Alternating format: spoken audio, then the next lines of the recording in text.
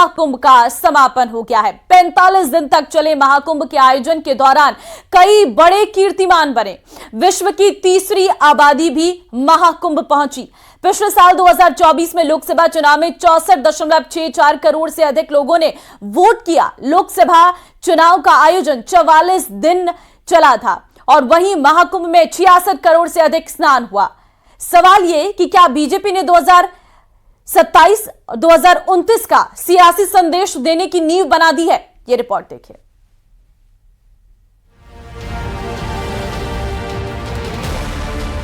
सनातन के सबसे बड़े पर्व महाकुंभ का औपचारिक तौर पर समापन हो गया है। 45 दिन तक चले महाकुंभ के आयोजन के दौरान कई बड़े कीर्तिमान बने। विश्व की तीसरी आबादी तो महाकुंभ ही पहुंच गई। इसके अलावा एक और रिकॉर्ड बना जिसका आंकड़ा बेहद दिलचस्प है। पिछले साल 2024 में लोकसभा का चुनाव हुआ।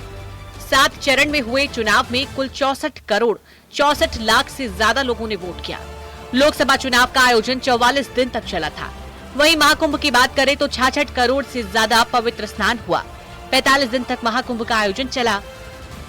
2027 और 2029 के चुनावों को देखते हुए समाजवादी पार्टी अपने पीडीए एजेंडे पर आगे बढ़ रही है, जबकि भाजपा इसे धर्म, संस्कृति और आस्था से जोड़कर चुनावी मैदान को तैयार कर रही है। महाकुंभ के प्रारंभ से शुरू हुई बयानबाजी उसके समापन तक ही जारी रही। सद्गुरु शंकराचार्य स्वामी अवधेश्वरानंद सरस्वती महाराज ने कहा कि ये महाकुंभ सरकारी कुंभ है। पूर्णिमा को ही समाप्त हो गया था। अभी जो चल रहा था ये सरकारी कुंभ था। जो शास्त्रीय कुंभ की परिभाषा है वो माघ महीने में होता है। माघ महीने की पूर्णिमा को वो पूरा हो गया। सारे कल्पवासी वहाँ से माघ महीने की पूर्णिमा को ही जा चुके थे, तो कुंभ तो तभी पूरा हो गया था। राजनीतिक तौर से देखें तो बीजेपी के लिए ये महाकुंभ 2027 के विधानसभा चुनाव और 2019 के लोकसभा चुनावों की मजबूत नींव बन सकता है। वहीं विपक्षी दल कुंभ को लेकर सरकार पर सवाल उठा रहे हैं। जनमानस को उनके हाल पर छोड़ देने वाले लोग अब वाहवाही लूट रहे हैं। जिस तरह से महाजाम लगा, जिस तरह से महाकुंभ में महाबइंतजामी देखने को मिली, यह सरकार के माथे पर कलंक है। भाजपा सरकार पूरी तरह फेल रही है। ज्यादा से ज्यादा लोग आइए, हमारे लिए गौरव का विषय है। और ज्यादा लोग आए। हम मांग करते हैं कि अभी भी महाकुंभ का समय बढ़ाया जाए। जो भी लोग पुण्य स्नान से वंचित रह गए उन्हें भी समय मिले, सरकार उसे समय बढ़ाए, व्यवस्थाएं सुनिश्चित करे, जिस पर भाजपा फेल है। बीजेपी का कहना है कि प्रयागराज में महाकुंभ 2025 सिर्फ एक धार्मिक आयोजन ही नहीं था, बल्कि ये भारत की संस्कृति और राजनीतिक चेतना का सबसे बड़ा प्रदर्शन भी था। उस सांस्कृतिक राष्ट्रवाद को जगाने का काम इस महाकुंभ के माध्यम से हुआ है। वो हमारी एक विचारधारा है और इसको राजनीति से तुलना करना ये उचित नहीं है। ये निश्चित रूप से उसका प्रभाव राजनीतिक उसमें पड़ता है। अब सवाल ये है कि क्या महाकुंभ की आस्था और हिंदुत्व का प्रभाव 2027 और 2029 के चुनावों में बीजेपी को बढ़त दिलाएगा, या फिर एसपी, कांग्रेस और बाकी विपक्षी दल बीजेपी के हिंदू कार्ड की रणनीति को चुनौती दे देंगे। लोकसभा चुनाव हुआ, उसमें जितने वोटरों ने मतदान किया था उतने वोटर या उतने श्रद्धालुगण या भक्तगण कहा जा सकता है कि 45 दिन के अंदर प्रयागराज की धरती संगम में उन्होंने एक अमृत स्नान किया। अखिलेश यादव जहां पीडी के एजेंडे को आगे बढ़ा रही हैं, वहीं बीजेपी हिंदू एकता, सनातन संस्कृति और राष्ट्रवाद के आधार पर राजनीति को आगे बढ़ा रही है। महाकुंभ को बीजेपी की रणनीति को नई दिशा दी है, लेकिन सवाल ये है कि क्या 66 करोड़ स्नान बीजेपी को सत्ता के द्वार तक पहुंचाएंगे, या फिर वोटर्स आस्था और राजनीति को अलग अलग रखकर फैसला लेंगे। भाजपा का कहना है कि महाकुंभ आस्था और संस्कृति का आयोजन तो है ही, लेकिन इसके राजनीतिक प्रभाव से इनकार भी नहीं किया जा सकता है। अब बड़ा सवाल ये उठ रहा है कि क्या महाकुंभ के जरिए भाजपा ने 2027 और 2029 के चुनावों की नींव रख दी है। अब विपक्ष के लिए ये कितनी बड़ी चुनौती साबित हो सकता है और पीडीए की राजनीति हिंदू वोट बैंक की इस गोलाबंदी को चुनाव में किस तरह से टक्कर देने वाली है। कैमरा पर्सन मनोज शाही के साथ निधिका दीक्षित, न्यूज़ 18 लखनऊ। 45 दिन तक चल रहे महाकुंभ के औपचारिक समापन के साथ ही सियासी बयानबाजी भी तेज हो गई है, क्योंकि प्रियंका और राहुल गांधी महाकुंभ नहीं पहुंचे। कांग्रेस अध्यक्ष मल्लिकार्जुन खड़गे ने महाकुंभ को लेकर विवादित बयान दिया था। खड़गे ने कहा था कि डुबकी लगाने से गरीबी खत्म नहीं होती। हालांकि खड़गे के बयान के बाद कई कांग्रेसी नेताओं ने महाकुंभ में स्नान किया, लेकिन राहुल और प्रियंका गांधी महाकुंभ नहीं पहुंचे। ये रिपोर्ट देखिए।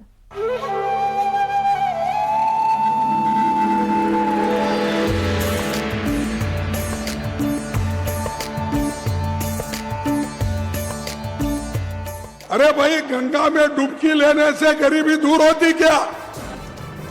महाकुंभ का समापन हो चुका है, लेकिन महाकुंभ को लेकर सियासत थमने का नाम नहीं ले रही। प्रियंका गांधी और राहुल गांधी के महाकुंभ में जाकर स्नान नहीं करने पर बीजेपी और उसके सहयोगी दल लगातार मुखर हैं। केंद्रीय मंत्री रामदास अठावले ने आरोप लगाया कि उद्धव ठाकरे और राहुल गांधी ने महाकुंभ में न जाकर हिंदुत्व का अपमान किया है। ऐसे में हिंदू वोटर्स को उनका बहिष्कार करना चाहिए।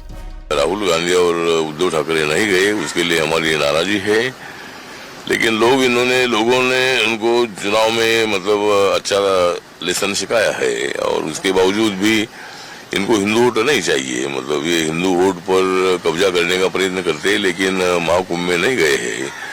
इसलिए मुझे लगता है कि भाई वोटर्स ने इनके ऊपर बाइकआउट डालना चाहिए। रामदास अठावले के बाद महाराष्ट्र के पूर्व सीएम एकनाथ शिंदे ने भी राहुल और उद्धव ठाकरे के कुंभ स्नान के लिए न जाने पर निशाना साधा। एकनाथ शिंदे ने कहा कि ये लोग खुद को हिंदूवादी कहते हैं, लेकिन कुंभ नहाने नहीं गए। इनकी कथनी और करनी में फर्क है। अभी जो नहीं गए उनको आपने सवाल पूछना चाहिए हिंदुत्व के बारे में। मैं हिंदू हूँ, मैं हिंदू हूँ। बाला साहब ठाकरे जी ने गर्व से कहो हम हिंदू है का नारा दिया था। अभी हिंदू कहने के लिए डरते हैं, हिंदू हृदय सम्राट कहने के लिए डरते हैं, तो कहा गया इनका हिंदुत्व आप पूछो उनको। वहीं कांग्रेस का कहना है कि कुंभ पर राजनीति नहीं की जानी चाहिए।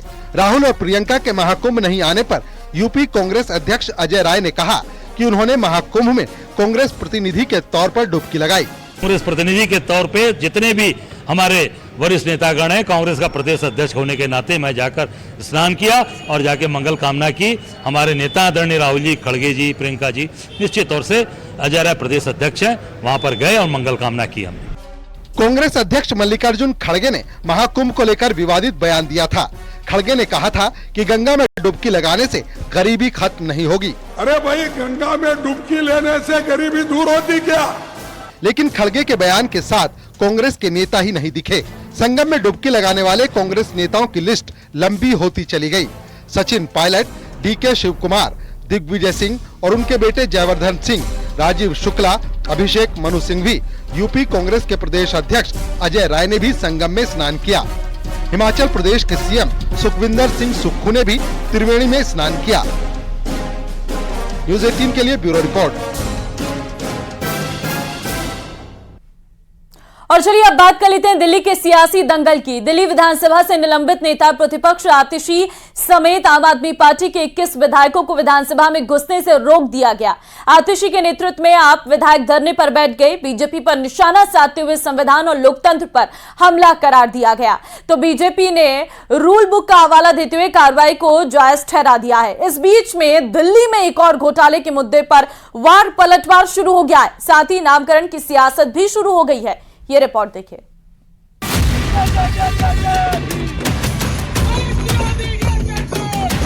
लेकिन कैंपस के अंदर एंट्री कैसे होगी?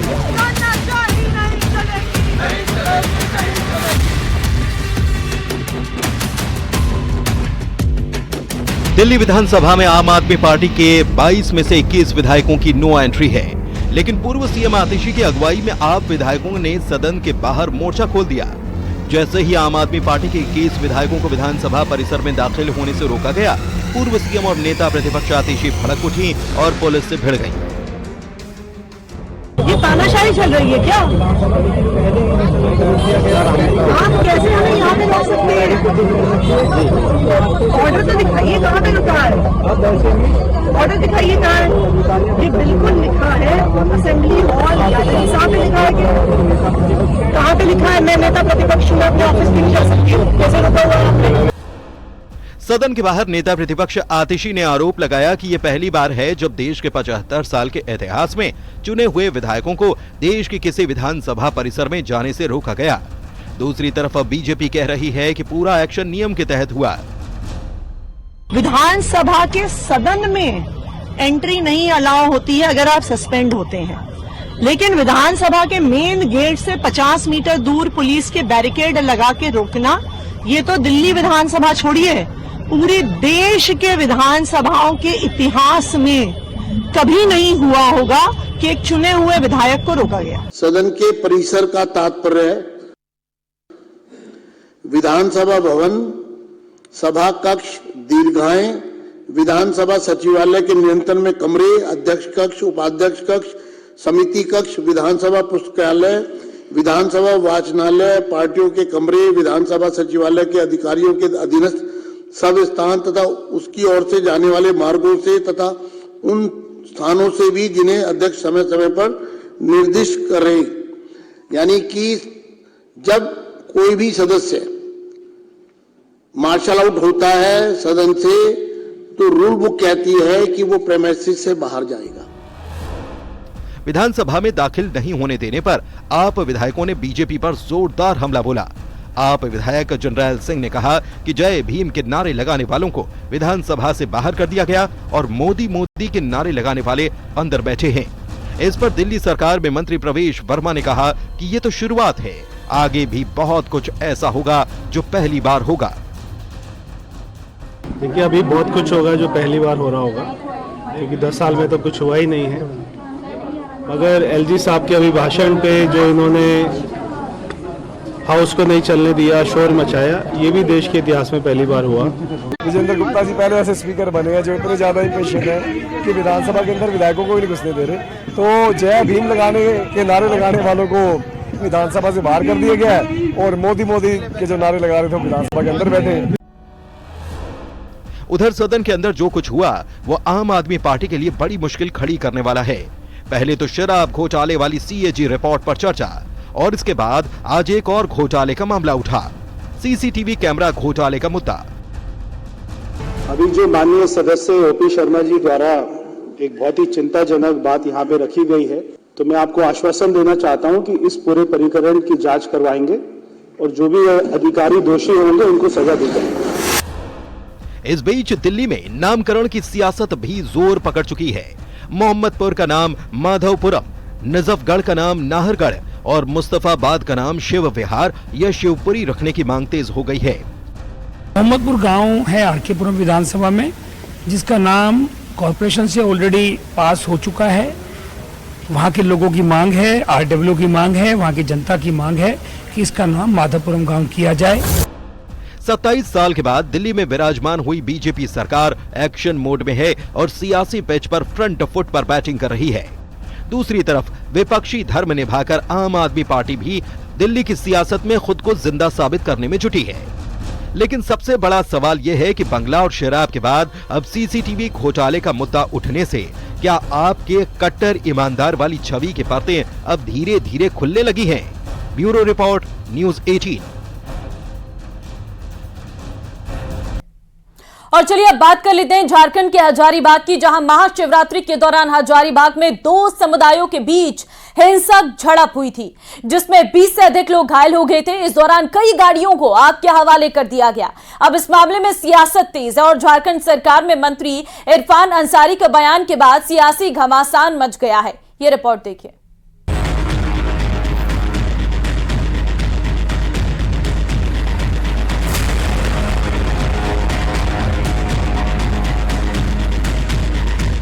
महाशिवरात्रि के मौके पर झारखंड के हजारीबाग में हुए बवाल के बाद हालात अब भी तनावपूर्ण बने हुए हैं। इस बीच सियासत भी फुल ऑन हो रही है। कल हुए बवाल के बाद झारखंड सरकार में मंत्री इरफान अंसारी के बयान ने सियासत में उबाल ला दिया है। मंत्री इरफान अंसारी ने कहा कि मुसलमान कमजोर नहीं है।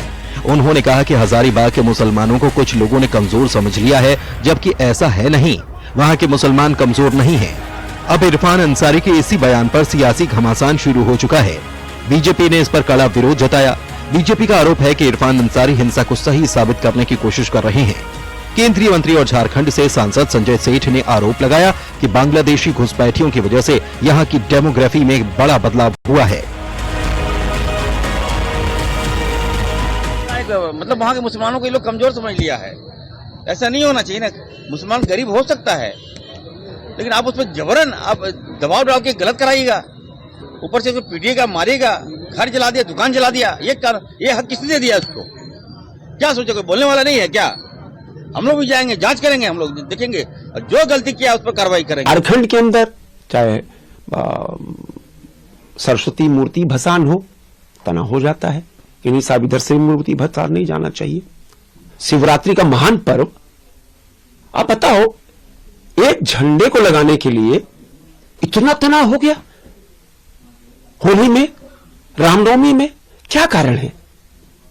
और ऐसे लोग जो इरफान अंसारी टाइप लोग हैं, जो कहते हैं ना आंख में घी का काम करते हैं, मेरा तो ये मानना है ये और किसी का काम नहीं है, यह सिर्फ और सिर्फ बांग्लादेशी घुसपैठियों का। वहीं हजारीबाग हिंसा मामले में पुलिस ने एक्शन तेज कर दिया है। सीसीटीवी फुटेज के आधार पर आरोपियों के खिलाफ कार्रवाई की जा रही है। पुलिस ने इस पूरे मामले में अब तक 200 से अधिक लोगों के खिलाफ एफआईआर दर्ज की है, जिनमें से 45 लोगों को नामजद किया गया। पुलिस ने अब तक 3 आरोपियों को गिरफ्तार भी कर लिया है। बाकियों की तलाश में पुलिस कई टीमों को लेकर लगातार तबिश देने में लगी है।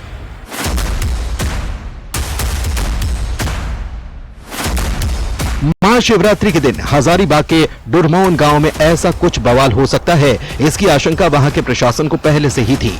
इसीलिए महाशिवरात्रि से पहले ही प्रशासन ने दोनों समुदाय के बीच सुलह कराई थी, जिसमें दूसरा पक्ष इस बात पर राजी हो गया था कि शिवरात्रि के दिन लाउड स्पीकर और झंडे लगाने से उन्हें कोई ऐतराज नहीं होगा।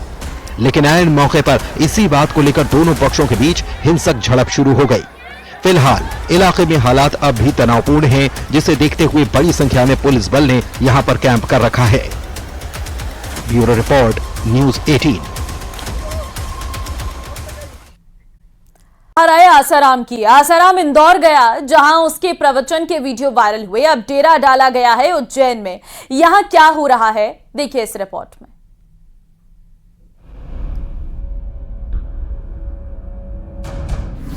इंदौर में प्रवचन, उज्जैन में मौन।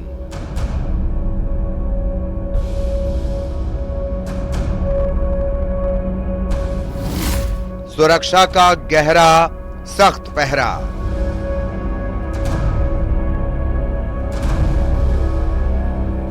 आश्रम में अनुयायियों की भीड़। बाबा ऑन मेडिकल लीव।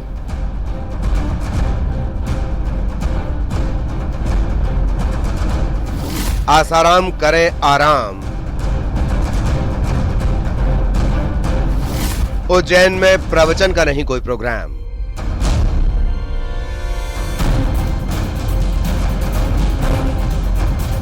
इस वीडियो ने पोल खोल दी थी। आरोप लगा था कि आसाराम अनुयायियों से मिल रहा है, उन्हें प्रवचन दे रहा है। वायरल हो रहे इस वीडियो में दावा किया जा रहा था आसाराम बापू सुप्रीम कोर्ट से मिली सशर्त जमानत का उल्लंघन कर रहा है, जिसमें साफ कहा गया कि किसी से मिलने और प्रवचन करने पर अदालत ने प्रतिबंध लगाया था। अब पहले ये वीडियो देखिए। कुछ दिन पहले चेकअप करवाने के लिए आसाराम बापू अस्पताल गए, तब उसकी आरती उतारने वाला वीडियो वायरल हुआ। फिर ये दूसरा वीडियो जिसमें नजर आ रहा था कि आसाराम अनुयायियों के साथ बैठा है, प्रवचन दे रहे हैं। इंदौर के आश्रम से ही आसाराम की गिरफ्तारी हुई थी। आसाराम जब इंदौर पहुंचा तो 1000 लोगों की भीड़ नजर आ रही थी।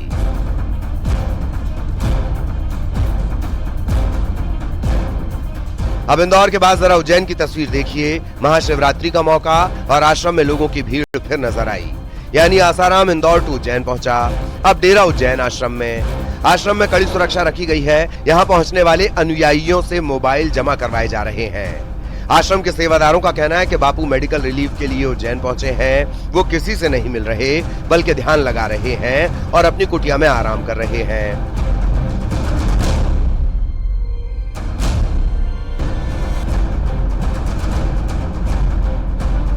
ये भी कि जब उनके अनुयायियों को खबर लगी तो लोग यहाँ पहुंचने लगे। आश्रम के गेट पर सुरक्षा कर्मी तैनात हैं और किसी भी बाहरी व्यक्ति को बिना जांच के अंदर जाने की परमिशन नहीं है। इस बीच प्रशासन पूरे घटनाक्रम पर नजर बनाए हुए है। तो क्या इंदौर में प्रवचन और उज्जैन में मौन? इंदौर में मिथिलेश गुप्ता और उज्जैन में अजय पटवा के साथ bureau report, news 18 Madhya Pradesh Chhattisgarh. और इसी के साथ स्पेशल रिपोर्ट में फिलहाल के लिए बस इतना ही। बाकी अन्य खबरों के लिए बने रहिए हमारे साथ। नमस्कार।